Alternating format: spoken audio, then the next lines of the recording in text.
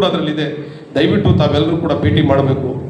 ಅದೇ ರೀತಿಯಲ್ಲಿ ಬಾಬಾ ಸಾಹೇಬ್ರನ್ನ ಸಂಸ್ಕಾರ ಮಾಡಿದಂಥ ಏನು ಸಮುದ್ರ ತೀರ ಇದೆ ಆ ಜಾಗ ಇರ್ಬೋದು, ಅವ್ರು ಹುಟ್ಟಿದಂಥ ಜಾಗ, ಎಲ್ಲ ಜಾಗಗಳನ್ನು ಕೂಡ ಪಂಚತೀರ್ಥಗಳು ಅಂಥೇಳಿ ಮಾಡಿ ತುಂಬ ಚೆನ್ನಾಗಿ ಅಭಿವೃದ್ಧಿಯನ್ನು ಮಾಡಿದ್ದಾರೆ. ಮತ್ತು ಎಲ್ಲ ಮಾಹಿತಿಗಳು ಕೂಡ ಇದೆ. ದಯವಿಟ್ಟು ತಾವೆಲ್ಲರೂ ಹೋದ್ರೆ ಆ ಜಾಗಕ್ಕೆ ಹೋಗಬೇಕು.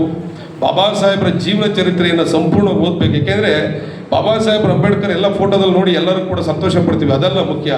ಬಾಬಾ ಸಾಹೇಬ್ರ ದೇಶಕ್ಕೋಸ್ಕರ ಸಂವಿಧಾನವನ್ನು ಮಾಡಬೇಕು ಅಂದರೆ ಅವರು ಸ್ವಂತ ಜೀವನದಲ್ಲಿ ಅವ್ರು ಆಗಿರ್ತಕ್ಕಂಥ ನೋವು, ಅವರು ಆಗಿರ್ತಕ್ಕಂಥ ಅನುಭವ, ಬಾಬಾ ಸಾಹೇಬರು ಓದಿರ್ತಕ್ಕಂಥ ವಿದ್ಯಾಭ್ಯಾಸದ ಬಗ್ಗೆ ತಾವೆಲ್ಲರೂ ಕೂಡ ತಿಳ್ಕೊಬೇಕು. ಎಲ್ಲರಿಗೂ ವೇದಿಕೆ ಮೇಲಿರೋ ಪ್ರತಿಯೊಬ್ಬರು ನಮ್ಮ ಚೆಲುವಾದಿ ಮಹಾಸಭಾದ ನನ್ನ ಸಹೋದರರಾದ ನನ್ನೊಟ್ಟಿಗೆ ಬಂದಿರೋ, ನನ್ನ ಜೊತೆಯೇ ಬಂದಿರೋ ಎಲ್ಲ ನಮ್ಮ ನಿರ್ದೇಶಕರುಗಳಿಗೆ ಎಲ್ಲರಿಗೂ ನನ್ನ ನಮಸ್ಕಾರಗಳು. ಇದೊಂದು ವಿಶೇಷವಾದ ಕಾರ್ಯಕ್ರಮ ಅನ್ನಿಸ್ತಾ ಇದೆ ನನಗೆ. ಆಲೂರು ತಾಲೂಕಿನಲ್ಲಿ ಇಷ್ಟೊಂದು ಅದ್ಧೂರಿಯಾಗಿ ಕಾರ್ಯಕ್ರಮವನ್ನು ಆಯೋಜಿಸಿದ್ದೀರಾ. ಈ ಕಾರ್ಯಕ್ರಮವನ್ನು ಆಯೋಜಿಸಿರುವ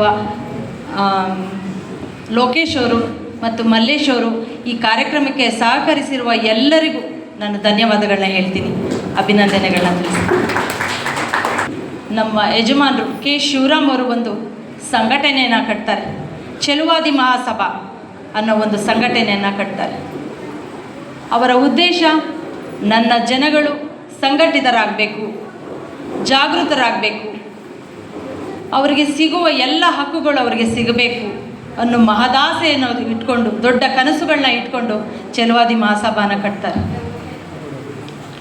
ಪ್ರತಿಯೊಂದು ಜಿಲ್ಲೆಯಲ್ಲೂ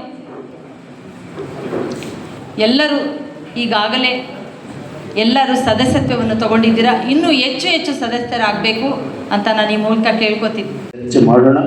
ನಾನು ಕೂಡ ನಮ್ಮ ಶಾಸಕರು ಹೇಳಿದಾಗೆ ನಾವು ವಿದ್ಯಾರ್ಥಿಯಾದ ನಂತರ ಹೋಗಿದ್ವಿ. ನಾವು ಕೂಡ ತುಂಬ ಒಬ್ಬ ಸಂಘಟಕ ಅದು ಅಧಿಕಾರಿಯಾಗಿಟ್ಕೊಂಡು ನೀವು ತಾಲೂಕು ಆಫೀಸ್ಗೆ ಹೋದ್ರೆ ನಮ್ಮವ್ರು ಯಾರ ಗುಮಾಸ್ತರುಗಳು ನಮ್ಮವ್ರು ಅಂತ ಹೇಳ್ಕೊಳ್ಳಲ್ಲ. ಎಲ್ಲಿ ಗೊತ್ತಾಗ್ಬಿಡ್ತೀನಿ, ಎಲ್ಲಿ ನನಗೆ ಕಟಕ ಬಂದ್ಬಿಡ್ತು, ಯಾರು ಹೇಳ್ಕೊಳ್ಳಲ್ಲ. ಏನಂತ ನೋಡಿದ್ರೆ ಯಾವಾಗ ಹೇಳ್ಕತ್ತಾನೆ ಅಂದರೆ, ನೋಡಿ ಕೆಲಸ ಕೊಡಿಸಿರೋ ನಾವು, ಸಹಾಯ ಮಾಡಿರೋ ನಾವು 10 ವರ್ಷ ಆದರೂ ಅವ್ನು ಭೇಟಿ ಆಗಲ್ಲ. ಮುಂದಿನತ್ತವ್ರು ಏನೋ ಮಾಡಿ ಸುಮ್ಮನೆ ಬಂದ ಕಾರಣ 3 ದಿನ ಹೇಳ್ತಾರೆ, ಓ ನಾನು ಏನು ತಪ್ಪೇ ಮಾಡಿಲ್ಲ, ಸಸ್ಪೆಂಡ್ ಮಾಡ್ತಾರೆ ಅಂತಾರೆ. ಅವ್ನು ಬರೋದೇ ಸಸ್ಪೆಂಡ್ ಮಾಡಿದ್ದೀನಿ.